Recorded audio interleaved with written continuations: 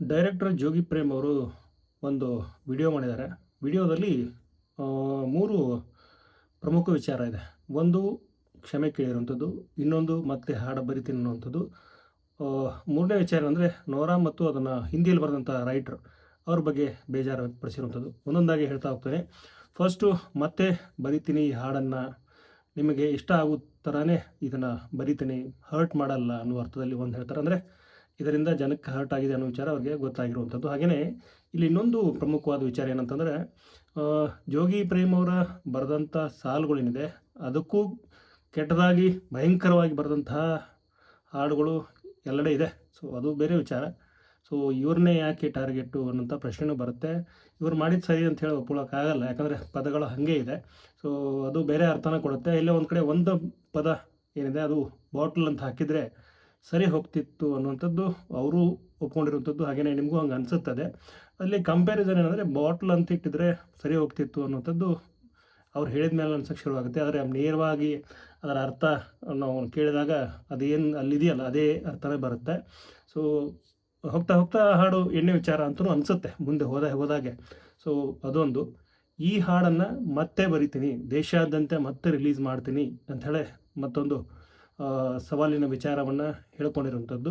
So ಇದಕ್ಕೆ ಪ್ರೇಮ್ ಅವ್ರಿಗೆ Kevin ಸಂಸ್ಥೆ ಯಾವ ಥರ ಸಪೋರ್ಟ್ ಮಾಡುತ್ತೆ, ಹಾಗೆ ಇವರು ರೀರೈಟ್ ಮಾಡುವಂಥ ಹಾಡು ಹೇಗಿರುತ್ತೆ, ಯಾಕಂದರೆ ಇಡೀ ಹಾಡೇನಿದೆ ಸೊ ಅದನ್ನು ವಿಜುವಲೈಸ್ ಮಾಡೋಕ್ಕಾಗಲ್ಲ, ಬಟ್ ಲಿರಿಕ್ ಚೇಂಜ್ ಮಾಡಬಹುದೇನೋ, ಆದರೆ ಲಿಪ್ ಸಿಂಕ್ ಆಗುತ್ತಾ ಅಥವಾ ರೀಶೂಟ್ ಮಾಡ್ತಾರಾ ಈ ಹಾಡನ್ನು. ಸೊ ಈ ಎಲ್ಲ ಪ್ರಶ್ನೆಗಳಿದೆ. ಅದಕ್ಕೋಸ್ಕರ ಎಷ್ಟು ಕೋಟಿಗಳು ಖರ್ಚಾಗುತ್ತೆ ಗೊತ್ತಿಲ್ಲ, ಅಥವಾ ನೋರಾ ಈ ಹಾಡನ್ನು ಮತ್ತೆ ಮಾಡ್ತಾರಾ ಇಲ್ಲ ಗೊತ್ತಿಲ್ಲ. ಸದ್ಯಕ್ಕೆ ಅವ್ರು ಹೇಳಾಗಿದೆ ಮತ್ತೆ ಬರಿತೀವಿ ಅಂಥೇಳಿ. ಸೊ ಬರೋದಾದ ಮೇಲೆ ಈ ಹಾಡನ್ನು ಅಥವಾ ಈ ಗೀತೆ ಏನಿದೆ ಇದನ್ನು ಹೆಂಗೆ ಲಿಪ್ ಸಿಂಕ್ ಮಾಡ್ತಾರೆ ಅನ್ನುವಂಥ ಪ್ರಶ್ನೆ ಬರುತ್ತೆ. ಯಾಕಂದರೆ ಈಗ ಆಲ್ರೆಡಿ ಇರುವ ಹಾಡಿಗೆ ಲಿಪ್ ಸಿಂಕ್ ಮಾಡಿರುವಂಥದ್ದು. ಸೊ ಆ ಲಿಪ್ಪು ಈ ಲಿಂಕು ಅಥವಾ ಲಿರಿಕ್ಸು ಎಲ್ಲವೂ ಚೇಂಜ್ ಆಗುತ್ತೆ. ಸೊ ಇದೊಂದು ಪ್ರಶ್ನೆ ಇದೆ. ಸೊ ಇನ್ನು ನೋರಾ ಯಾಕೆ ಒಪ್ಕೊಳ್ಳಿಲ್ಲ ಅಥವಾ ಅವ್ರು ಯಾಕೆ ಸಮರ್ಥಿಸ್ಕೊಳ್ಳಿಲ್ಲ ಪ್ರೊಡಕ್ಷನ್ ಮೇಲೆ, ಹಾಗೆಯೇ ಬರೆದಂಥ ಜೋಗಿ ಪ್ರೇಮ್ ಅವ್ರ ಮೇಲೆ, ಹಾಗೆಯೇ ಸೊ ಇಡೀ ಟೀಮ್ ಮೇಲೆ ಎತ್ತಿ ಹಾಕಿರುವಂಥದ್ದು ಸರಿನಾ ಅನ್ನುವಂಥ ಪ್ರಶ್ನೆನ ಜೋಗಿ ಪ್ರೇಮ್ ಅವರು ಈ ಒಂದು ವಿಡಿಯೋದಲ್ಲಿ ಕೇಳ್ತಾರೆ. ಹಾಗೆಯೇ ಲಿರಿಕ್ ರೈಟರ್ ಅಂದರೆ ಹಿಂದಿ ಲಿರಿಕ್ ರೈಟರ್ ಬಗ್ಗೆನೂ ಹೇಳ್ಕೊತಾರೆ ಅವರು ಹೇಳಬಹುದಿತ್ತು, ಇಲ್ಲ ಇದು ಹೀಗೆ ಅಂತೇಳಿ ಮೂಲ ಹಾಡು ಹೇಗಿತ್ತು ಅದನ್ನು ಟ್ರಾನ್ಸ್ಲೇಟ್ ಮಾಡಿದ್ದೀನಿ ಅಂತೇಳಿ ಅವ್ರು ಹೇಳ್ಕೊಂಡಿರುವಂಥದ್ದು. ಸೊ ಅದು ಕೂಡ ಇಲ್ಲೇ ಒಂದು ಕಡೆ ವಾಪಸ್ ಜೋಗಿ ಪ್ರೇಮ್ ಅವ್ರಿಗೆ ಹರ್ಟ್ ಆಗಿರುವಂಥದ್ದು, ಅದನ್ನು ಇವರು ಹೇಳ್ಕೊಂಡಿರುವಂಥದ್ದು. ಸೊ ಕೊನೆಯದಾಗಿ ಒಂದು 6 ನಿಮಿಷದ ವಿಡಿಯೋ ಅನ್ಸುತ್ತೆ ಇದು.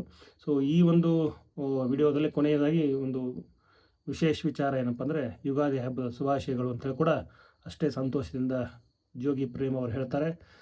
ಹಾಗೆಯೇ ಹರ್ಟ್ ಆಗಿದ್ದರೆ ಕ್ಷಮೆ ಕೇಳ್ತೀನಿ ಅಂತೇಳಿ ಕ್ಷಮೆನೂ ಕೇಳಿ ಆಗಿದೆ. ಸೊ ಇದೆಲ್ಲ ಬೆಳವಣಿಗೆ ಆದಮೇಲೆ ಜೋಗಿ ಪ್ರೇಮ್ ಮತ್ತೇನು ಮಾಡ್ತಾರೆ ಅನ್ನುವಂಥ ಪ್ರಶ್ನೆ ಇದೆ. ಸೊ ಇದು ಈ ಕ್ಷಣದ ಈ ಹೊತ್ತಿನ ಇವತ್ತಿನ ಒಂದು ಹಲ್ಚಲ್ ಎಬ್ಸಿರುವಂಥ ವಿಚಾರ ಅಂತ ಹೇಳ್ತಾ, ಇನ್ನೊಂದು ಮಾತು ಹೇಳಬೇಕು. ರಕ್ಷಿತಾ ಪ್ರೇಮ್ ಅವರು ಅಂದರೆ ಜೋಗಿ ಪ್ರೇಮ್ ಅವರ ವೈಫ್ ಕೂಡ ನಿನ್ನೆ ದಿನ ಒಂದಷ್ಟು ಏನಪ್ಪಾ ರಿಯಾಕ್ಷನ್ಗಳು ಹಾಕಿದ್ರು ಅವ್ರಿಗೆ ಬಂದಂಥದ್ದು. ಅದನ್ನು ತಮ್ಮ ಇನ್ಸ್ಟಾಗ್ರಾಮ್ನ ಸ್ಟೇಟಸಲ್ಲಿ ಹಾಕ್ಕೊಂಡಿದ್ರು. ಏನಂತಂದರೆ, ಸೊ ಈ ಥರದ್ದೆಲ್ಲ ಇದೆ, ನನಗೆಲ್ಲ ಗೊತ್ತು, ಆ ಹಾಡಿನ ಅರ್ಥ ಗೊತ್ತು, ಸಿನಿಮಾ ಪ್ರಮೋಟ್ ಮಾಡೋದು ಎಷ್ಟು ಕಷ್ಟ ಅನ್ನೋದು ಗೊತ್ತು, ಎಲ್ಲವೂ ಗೊತ್ತು.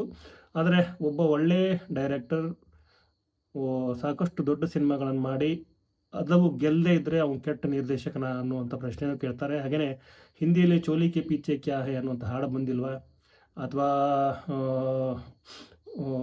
ಫೀಲಿಂಗು ಅನ್ನೋಂಥ ಹಾಡು ಬಂದಿಲ್ವಾ, ಈ ಥರ ಪ್ರಶ್ನೆಗಳನ್ನು ಕೇಳ್ತಾನೆ. ಅವ್ರು ಏನು ಹೇಳಬೇಕು ಅನ್ನೋದನ್ನು ಹೇಳಿ ಮುಗಿಸಿದ್ದಾರೆ.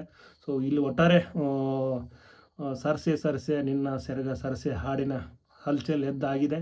ಸೊ ಅದು ಎಲ್ಲೆಲ್ಲಿ ಸಾಧ್ಯವೋ ಅಲ್ಲೆಲ್ಲಿಂದ ಹೋಗಿರುವಂಥದ್ದು. ಮತ್ತೆ ಅಪ್ಲೋಡ್ ಮಾಡ್ತೀನಿ, ಮತ್ತೆ ಬರಿತೀನಿ, ಮತ್ತೆ ನಿಮ್ಮನ್ನು ರಂಜಿಸ್ತೀನಿ ಈ ಹಾಡಿನ ಮೂಲಕ ಅಂಥೇಳಿ ತುಂಬ ಕಾನ್ಫಿಡೆಂಟಾಗಿ ಜೋಗಿ ಪ್ರೇಮ್ ಅವರು ಹೇಳ್ಕೊಂಡಿದ್ದಾರೆ ಅಂತ ಹೇಳ್ತಾ ನನ್ನ ಈ ಒಂದು ವಿಡಿಯೋನ ಇಲ್ಲಿಗೆ ಎಂಡ್ ಮಾಡ್ತಿದ್ದೀನಿ. ವಿಡಿಯೋ ನೋಡೋದು ಪ್ರತಿಯೊಬ್ಬರಿಗೂ ಧನ್ಯವಾದಗಳು.